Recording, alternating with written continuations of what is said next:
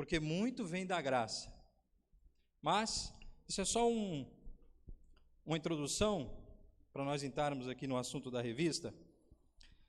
Na estrofe, logo de início, diz assim: e Deus disse: façamos o ser humano à nossa imagem, conforme a nossa semelhança. É muito interessante, e eu queria até fazer uma pergunta aqui, se alguém se arriscar a me ajudar. Que semelhança é essa? Qual é a semelhança que a Bíblia traz que Deus fez à imagem do homem e da mulher? Qual é a semelhança? Você arrisca me dizer? Porque tem muita gente que não sabe qual que é a semelhança que a palavra de Deus está dizendo aqui. E por não saber qual é essa semelhança, comete tantas coisas sem saber o que é a semelhança que Deus está dizendo aqui. Alguém se arrisca a me dizer qual que é a semelhança? Quem arrisca dizer? Então vamos descobrir? Abra sua Bíblia em Mateus capítulo 12, verso 37.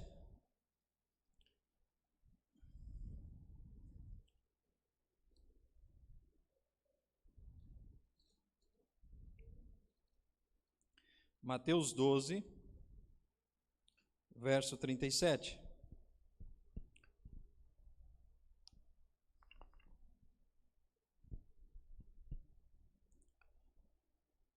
Com a Bíblia aberta, eu peço você que curve a sua fronte mais uma vez, para que nós possamos entrar na palavra de Deus. Pai Santo e poderoso, nós o agradecemos porque até aqui tem nos guardado. Pedimos neste momento a unção do Teu Espírito para, ao lecionar a Tua palavra, sejamos cheios dela, para que ela nos transforme e nos faça pessoas melhores. Nós pedimos em nome de Jesus. Amém. Então, olha que interessante. O que diz aí? Porque pelas Tuas palavras será justificado e pelas Tuas palavras será o quê? Condenado. Ou seja, se você pegar no globo terrestre, o único ser que tem domínio com as palavras é o ser humano. Não existe outro ser criado que tenha o domínio das palavras. Você pode proferir bênção e você pode proferir maldição. E dentro do antro da sua família, as palavras que você fala no dia a dia, elas trazem esses dois tipos de sentido dentro do seu lar. Você pode professar a bênção, mas você pode professar também a maldição. E pelas suas palavras você será julgado, justificado, salvo e também condenado. Uma irmã perguntou para mim: irmão, começou uma novela chamada Gênesis. Eu posso assistir a novela? Eu disse para ela: olha, irmã,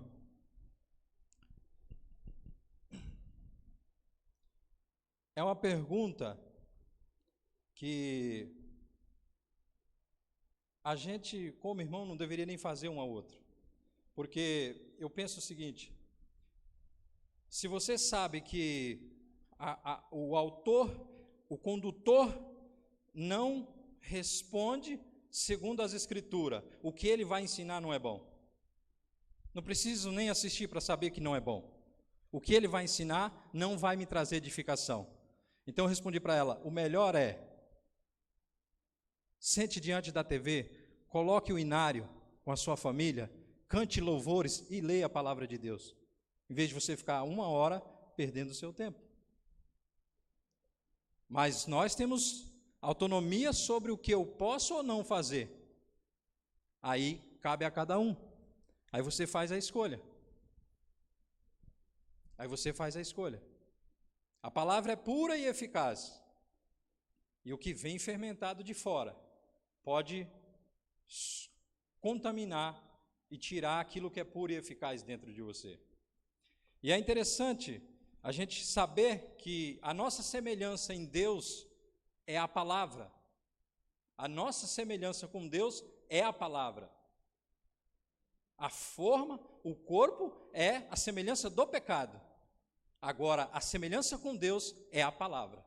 É a autoridade que Ele nos deu para manifestar o poder dEle na terra. É com a palavra. E é muito interessante que, na sequência da revista aqui, diz assim, ó: se o Senhor não edificar a casa, em vão trabalham os que edificam. Se o Senhor não guardar a cidade, é vã a vigia e a sentinela. Será inútil levantar de madrugada, dormir tarde, comer pão que conseguiram com tanto esforço aos seus amados, e ali dar enquanto dormem. A herança do Senhor são os filhos, fruto do ventre do seu galardão. Ou seja, o maior investimento que nós temos dado por Deus àquelas pessoas que têm esse privilégio são os filhos. Mas a pergunta é, por que meus filhos se perdem? Eu sou casado há 25 anos, só que eu conheci a palavra de Deus há 7 anos atrás. Mas mesmo sem conhecer a palavra, desde quando eu me casei, eu tenho o hábito seguinte: eu não discuto na frente dos meus filhos, eu não falo qualquer coisa na frente dos meus filhos, e eu não deixo eles me tratar de qualquer maneira. Ou seja, existe uma hierarquia. O que se perdeu hoje? Muitas casas, lares cristãos, de pessoas professas, os filhos falam como quer, fazem o que quer, e muitas vezes chegam ao ponto até de agredir os pais. Aonde foi o erro? Pais que discutem na presença dos filhos, se repreendem um ao outro. Como disciplinar o seu filho?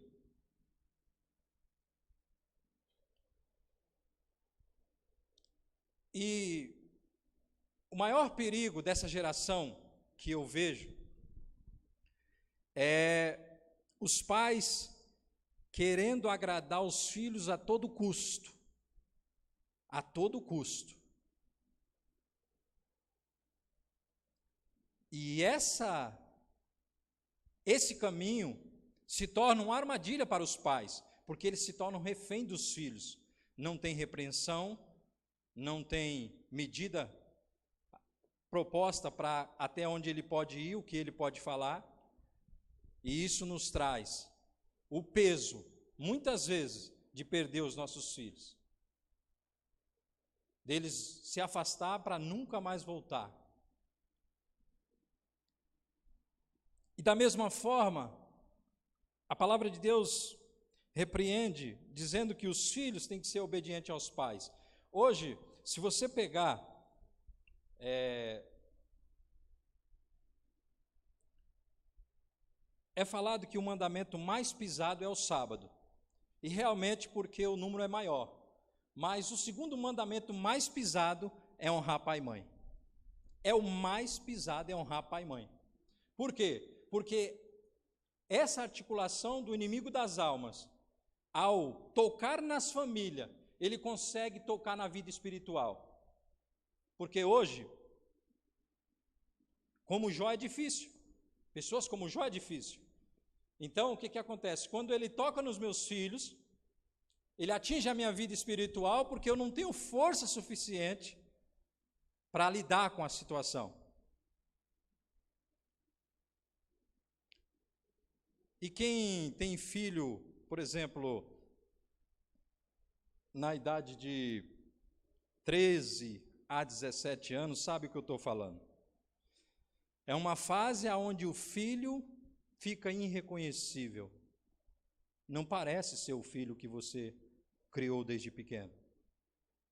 Ele não tem apreço pelas coisas que você fala, ele não tem vontade ali, parece que no seu descobrimento, de ficar próximos dos pais. E como ganhar o filho nessa idade? Como ganhar o filho nessa idade?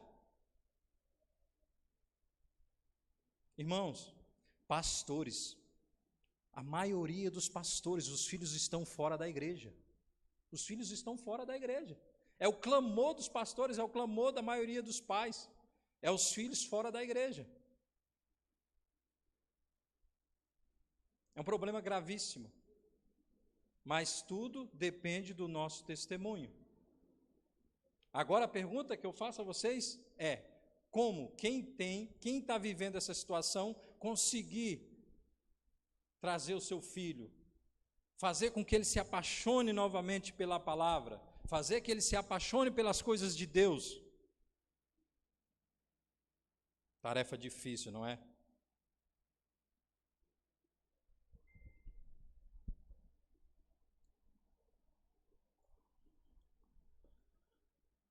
Aqui no texto embaixo, diz assim: e tudo que fizerem, seja em palavra, seja em ação, façam em nome do Senhor, dando por ele graças a Deus, o Pai, esposa, de cada um de vocês, e sujeite o seu próprio marido como convém ao Senhor. Maridos, que cada um de vocês ame a sua esposa e não a trate com amargura.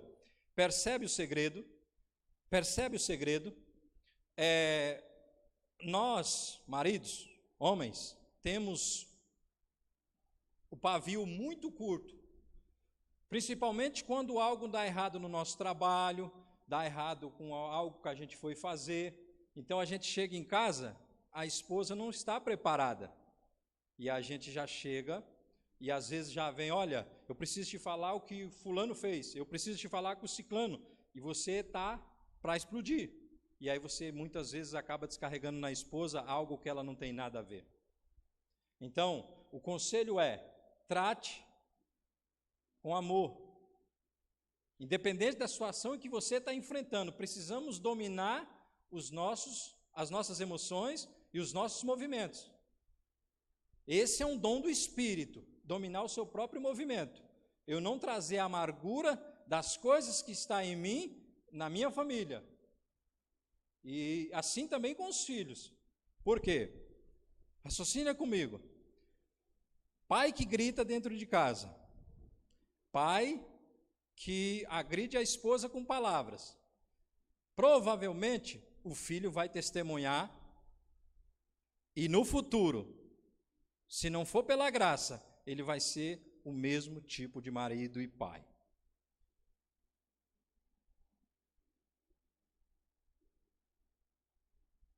Agora, a pergunta que eu faço é: nós sabemos que temos que sair pela manhã para trabalhar, chegamos à tarde, talvez os horários não batam para se fazer um culto familiar, mas a pergunta que eu faço é: na sua casa, tem o culto familiar todos os dias, no horário permitido? Existe o culto, existe a conversa, o diálogo, existe Deus na presença do lar? Porque, às vezes, as pessoas têm a falsa impressão que Deus só se encontra no templo. Mas a maior igreja e a maior transformação é na sua casa.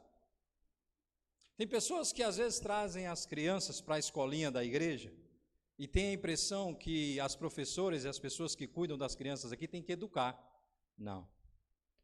Elas têm que dar testemunho de como são educadas em sua casa. É na casa. A Bíblia nos ensina que é sentada ao sofá que vamos inculcar na cabeça dos nossos filhos como eles têm que agir. É sentado no sofá, dia e noite. E eu acho interessante e fascinante pais que se dedicam para ensinar os seus filhos. Por quê? Lá na frente, lá no futuro, você não vai poder se cobrar daquilo que você não fez.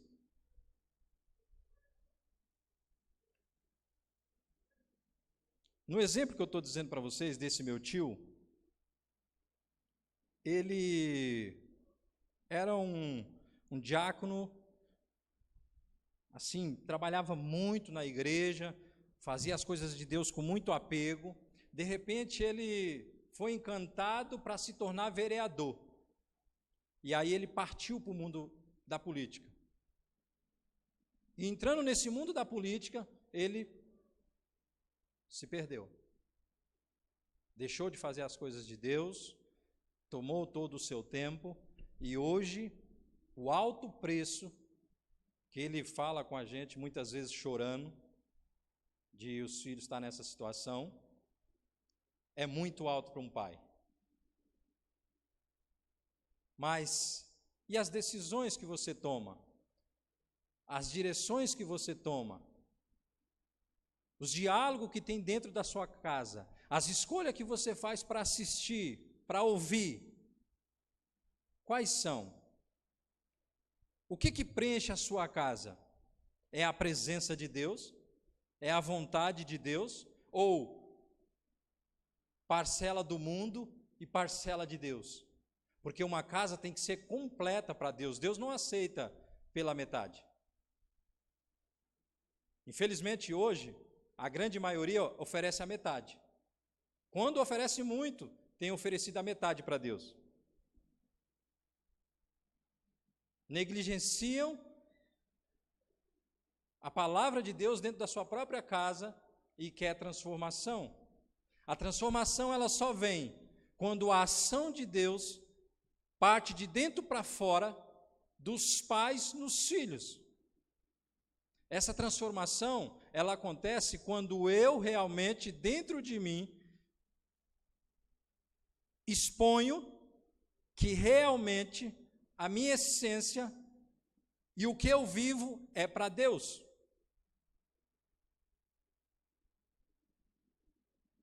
Agora, como fazer isso no mundo tão consumista, no mundo que requer todas as suas forças para o lado material?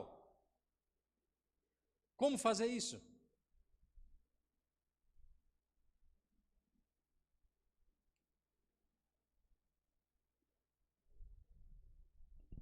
É muito interessante e percebível quando você chega perto de uma pessoa que ela tem os caracteres do pai de família, da mãe de família e do filho, é percebível.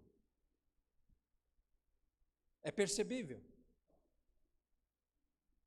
Mas é impressionante como a influência dos pais conseguem fazer com que os filhos sigam os seus pais, pelo menos até a sua maioridade.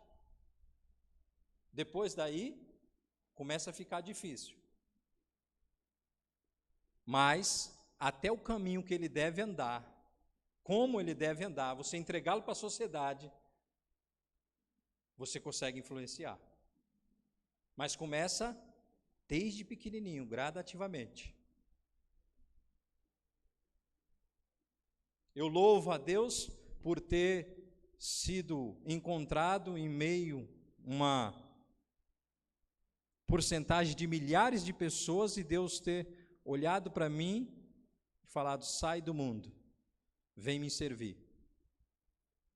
Porque talvez as pessoas pensem assim: eu escolhi a Deus, né? Mas não, é Deus quem nos escolhe. E Deus foi lá no mundo e me chamou. E ao me chamar,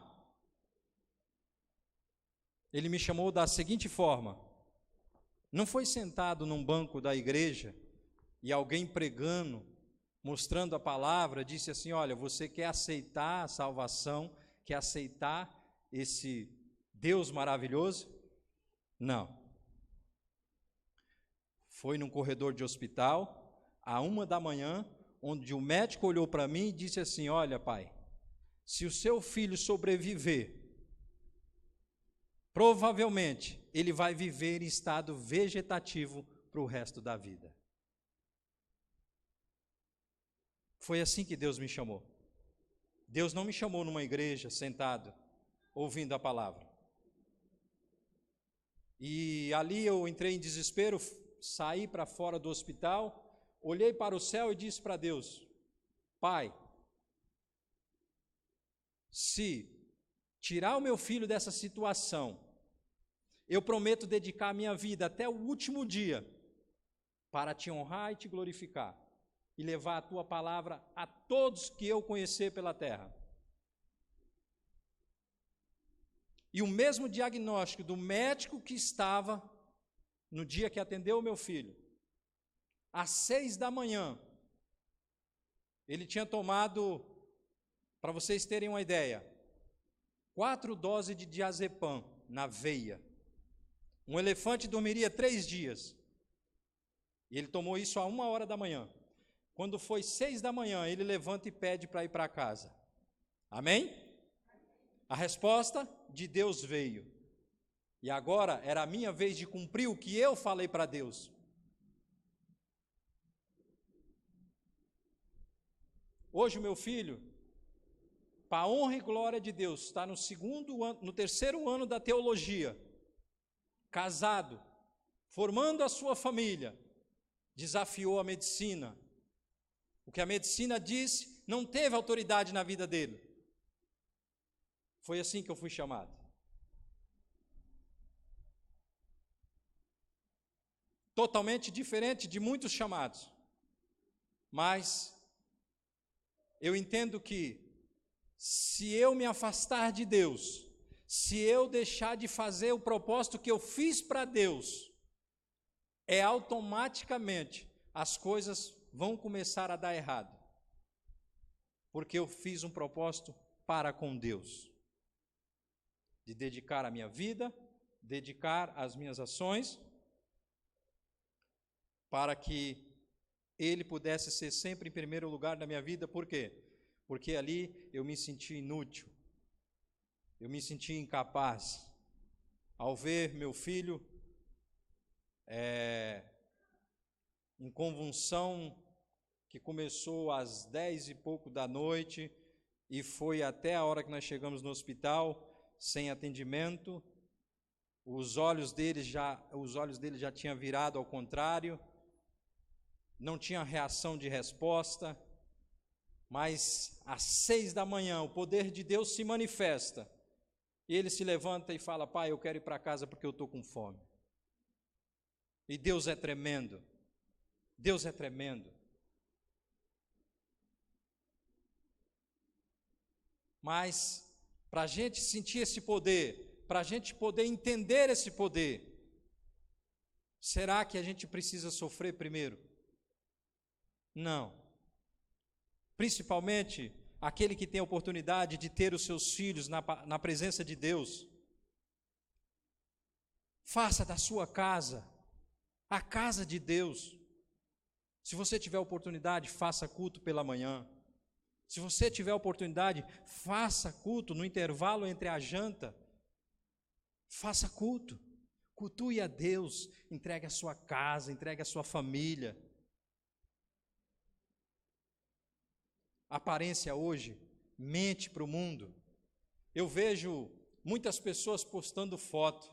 Inclusive eu tenho irmãos na igreja que postam foto, que as filhas e os filhos não estão bem. Eles não estão na igreja, e quando se encontram, eles postam as fotos, e aquela imagem declara que eles estão felizes. Mas quem conhece sabe que aquela imagem não é verdadeira. Mas como conseguir? Uma coisa eu posso garantir para vocês: se o pedido for sincero, se a entrega for verdadeira, Deus faz a parte dele. Deus faz a parte dele. Se você orar, se você buscar, se você jejuar, se você colocar nas mãos de Deus e falar: eu quero a vitória, eu quero que o Senhor me ajude, eu quero que o Senhor faça isso por mim, eu quero que você faça isso pelo meu filho, faça isso pela minha esposa, e vice-versa, a parte de Deus Ele faz.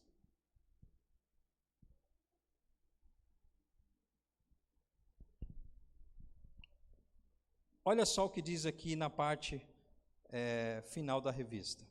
Os pais devem demorar-se mais no lar.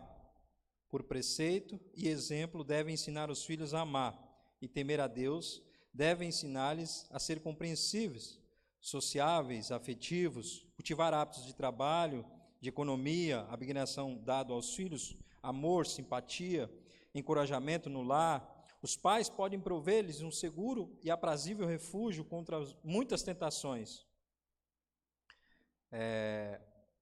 Pela luz que Deus me tem dado, sei que o esposo e a esposa devem ser no lar sacerdotes, médicos, enfermeiros, mestres, unindo-se aos filhos, a si mesmo e a Deus, educando para que deixem cada hábito que de alguma maneira prejudique a obra de Deus no corpo, ensinando-o a cuidar de cada parte do organismo.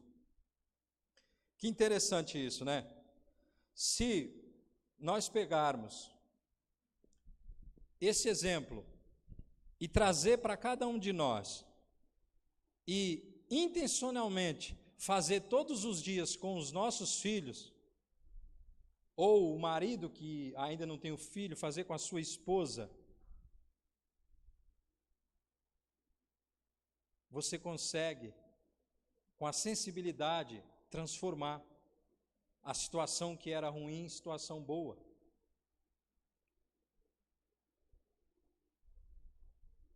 Agora, eu quero fazer mais uma pergunta. E essa pergunta você vai responder para você mesmo. Quanto tempo você tem dedicado na sua casa para as coisas de Deus? Qual é o seu tempo que você tira na sua casa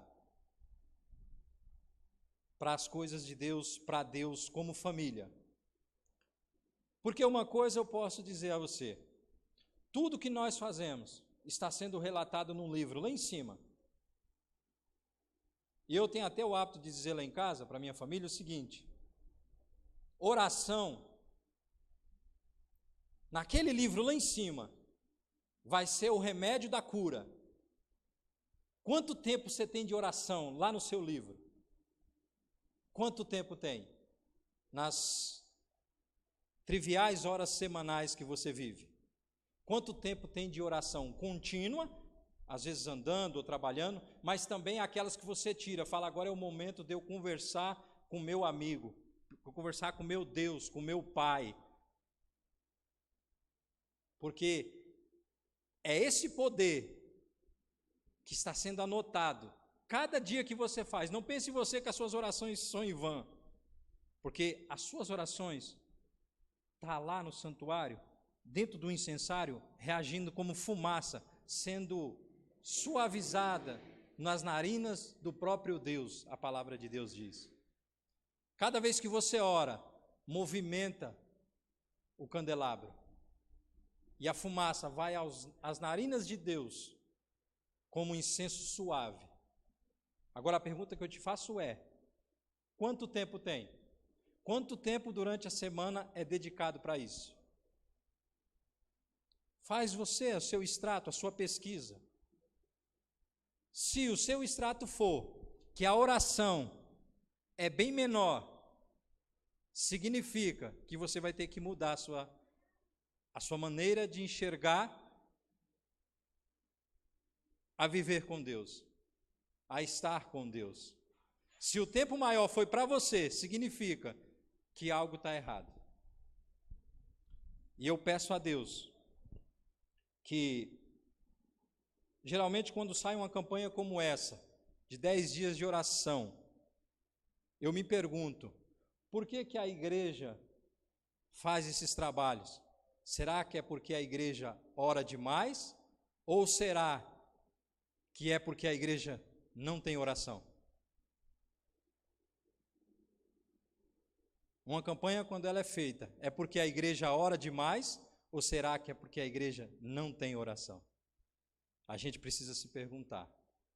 Mas eu peço a Deus que eu e você, durante essa campanha de oração, nós sejamos tocados e ensinados para orar mais, dedicar mais às coisas de Deus, colocar nossa família aos pés de Deus, porque a hora está chegando. Está chegando o momento do grande encontro. E a família não será a mesma se o filho ficar. Se a esposa ficar, a família não será a mesma no céu. Que nós dediquemos tempo, que nós dediquemos momentos da nossa vida consagrados a Deus, para que Deus possa fazer a grande transformação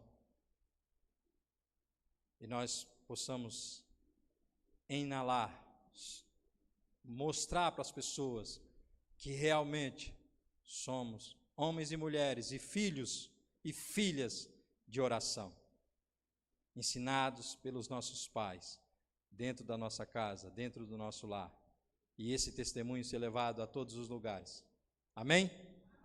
Que Deus nos abençoe, que Deus nos ajude e que tenhamos uma experiência todos os dias com Deus. Amém? Tem louvor, irmão? Pode pedir o louvor? Você pode colocar 157 para nós, por favor?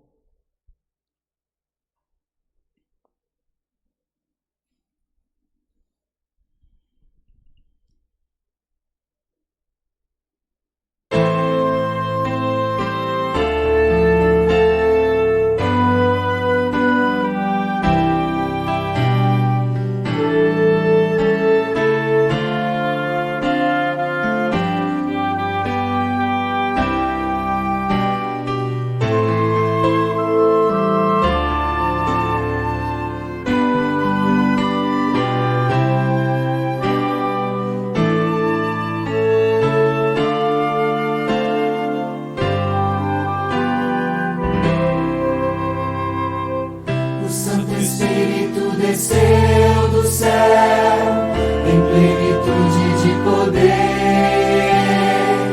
e Pentecostes fez brilhar a luz, e multidões puderam crer. Fiéis em Cristo sem qualquer temor, saíram todos a pregar, e conseguiram mesmo em luta e dor, vitória conquistar. Oh Deus bendito, hoje também vem conceder-nos tua graça e teu poder.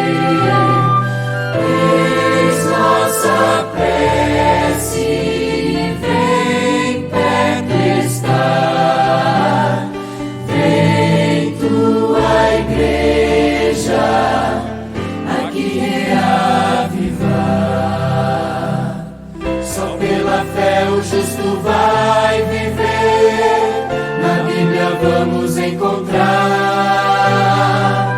Jesus, portanto, nos dará poder, devemos crer e confiar. Os que esperam sempre no Senhor, paz e alegria hão de achar. Receberão de Deus constante amor e graça para testemunhar. Oh Deus bendito, hoje também vem conceder-nos tua graça e teu poder. Eis nossa prece, vem perto estar. Vem tua igreja aqui reavivar.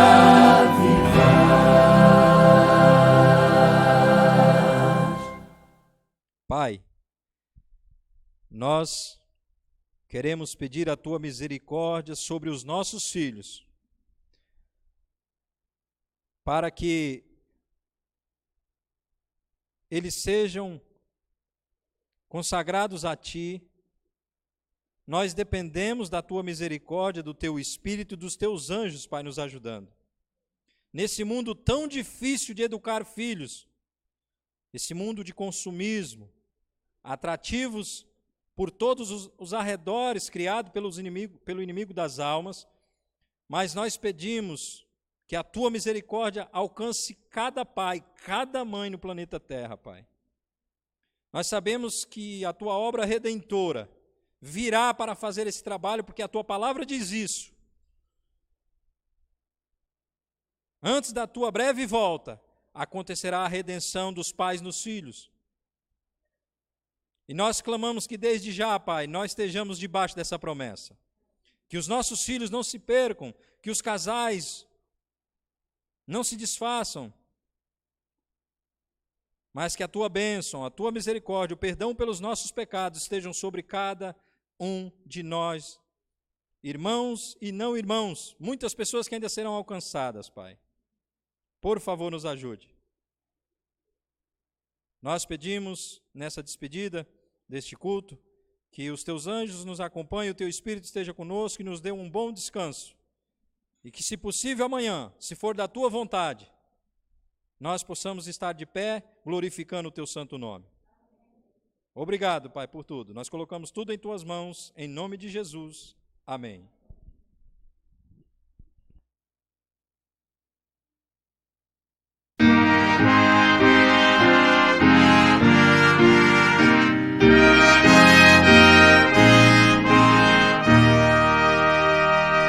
Que a graça de Jesus